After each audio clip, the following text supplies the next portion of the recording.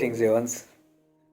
This is for parents or the ones who are trying to conceive a child or who have already conceived and are now awaiting a divine child to come into this world where they become the instruments to bring forth this divine soul.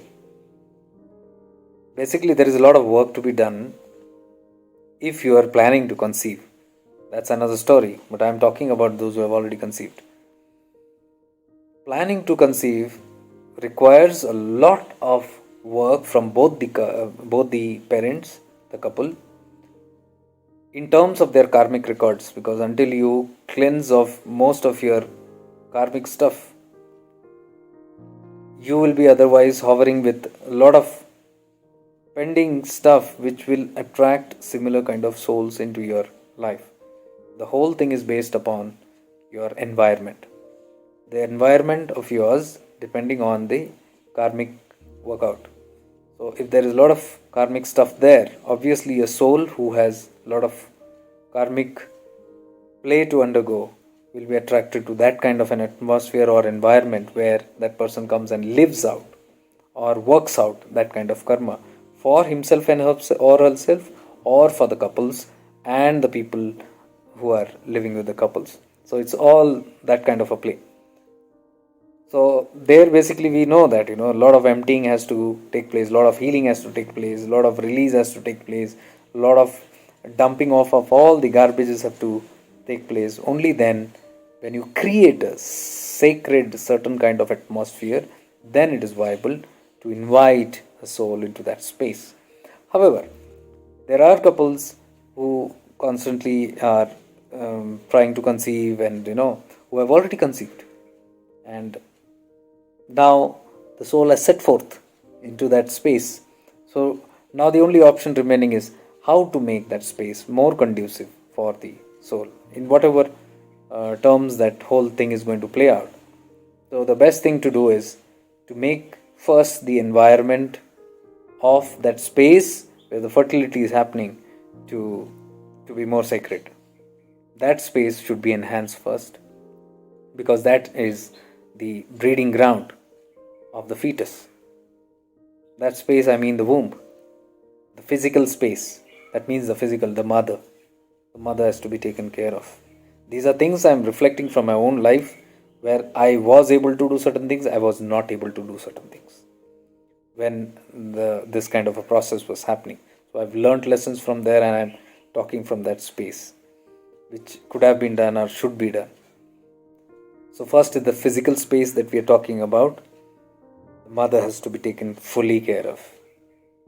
The mother's environment has to be taken fully care of. Mother's environment is the mind. Be very, very attentive on that. The people who are from out, trying to help that person, the mother, should ensure these things. Otherwise also, the most emphasis is laid on the mother itself. The one who is conceiving the child, that person has to take a lot of care in this.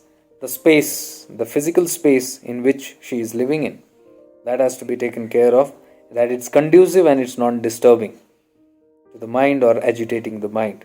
The peace of mind must be maintained at all times as much as possible. That is where you can always practice this awareness, because awareness is peace. You rise above the mind. You don't allow the mind to rule or dominate your circumstances, irrespective of what the circumstances are going on, because everything is not in our control. The environment that is outside is not in our control. What can be in our control is our life, our space. So if our space, that is the mind space, is clear and not very agitated or not very turbulent, it immediately reflects on your physical body, that we all know, and your other subtle bodies. And obviously that kind of an environment and that kind of energy, that kind of consciousness radiates into the womb also. So the womb is the space where the consciousness must be always enlightened, the space of light. Always see the space of light, the awareness in the womb area where the child is dwelling, because that is a space where the child is grasping all the time, because the moment the fetus is active, it is simply absorbing from its environment. The first environment being the mother's body itself. So whatever is coming in the body, it is absorbing, be it nutrients or be it even thought patterns, be it even emotions, be it any kind of energy that is moving through the physical body.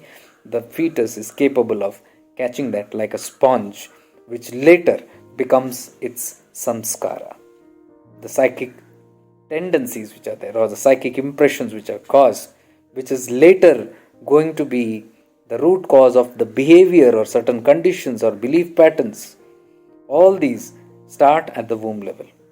When I did my first deep, intensive uh, therapy of one of the PLR, that was past life therapy that was done in Hyderabad, I had this profound experience of my own birthing process where I was in the womb state and what I was undergoing. It's very, very deep. It can be a space of jubilation for the fetus, or it can be havoc, or a hellish kind of an experience for the fetus, depending on what the surrounding is. So it's very, very important that the surrounding is kept clean and as divine as possible and as pure as possible. I always suggest the mothers to always listen to Garbha Sanskara. Garbha Sanskara, if you go to YouTube or you try to purchase some good albums also, it's good. They are all the Sanskrit words or sounds which produce that good vibration, which induce good kind of thought patterns, which builds in good samskaras.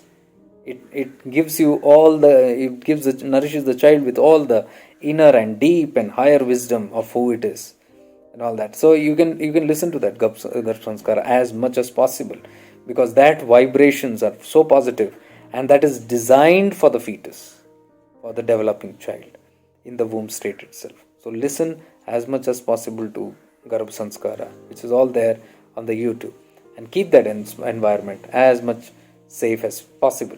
Safe in the sense you have to preserve. So it's not about keeping the child happy, it is actually about keeping yourself happy.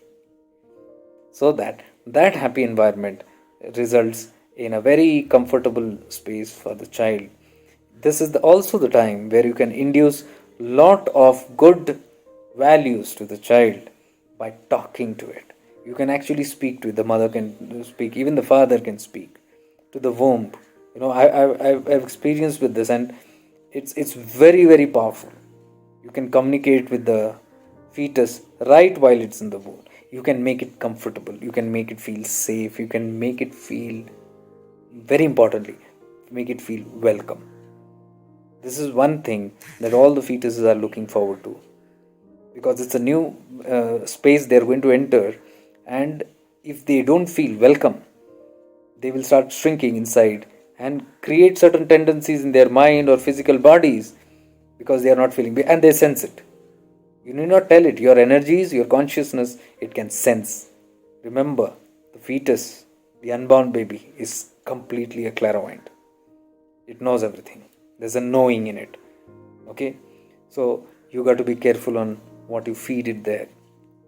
Nourish and make it welcome, make it feel very comfortable, make it feel lovable. Because that you will see after the birth of the child, it will start reflecting the same kind of qualities towards you. And that remains in its deep subconscious, in its psyche, though it may not remember all these things, but it becomes its habits, it becomes its the way it lives, the way it thinks. So you are actually building up the fetus right there in the womb. This is of the story of Abhimanyu in the womb state. What happened? You can read those texts and find out. So those are all indications to tell us that how powerful these are. Those stories are given for that reasons. So I hope with this and listen to pleasant music. Don't listen too much to jarring music and all that. Listen to more of shlokas and mantras and things like that, or anything that is divine and pleasant, that makes you feel also pleasant. Listen to that and eat that kind of stuff, because your nourishment is. I will not go into that, because that every doctors and all talk. What they do not talk is this one. And remember, most importantly, do not put the doership there also, like I am the doer or I am responsible. No, you are not. I always say this: to parents who come with these kind of issues, or children who come with this kind of issues, that I tell the parents that you are just an instrument. The child has not happened to you. Listen carefully. The child has not happened to you. It has happened through you. So those who are conceiving, the child is not happening to you. It's not coming to you. It is coming through you. It is happening through you. Remember this always. I am just an instrument, and be grateful all the time, morning and evening. Give gratefulness that I have been chosen one to bring this beautiful soul into this earth where I can do my maximum, my fulfillment, because this is a completion of my karma also. This is a karmic debt which I got to complete. That is why I'm holding on to this responsibility that has been endowed by the cosmos. So the Supreme, I thank for giving me or giving us the opportunity as parents to bring this beautiful soul, and we will do our best to nourish this. Whatever is in my hands, whatever is in our hands, we do that, and the rest we leave it up to you.